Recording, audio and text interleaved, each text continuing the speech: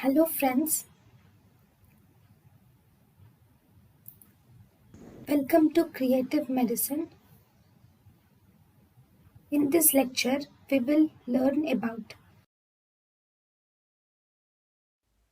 Breath analyzer. Breath analyzer is used to determine blood alcohol concentration from a breath sample.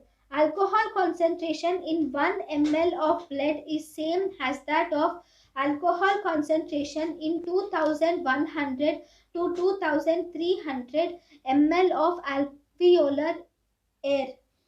Breath analyzer works on Henry's principle.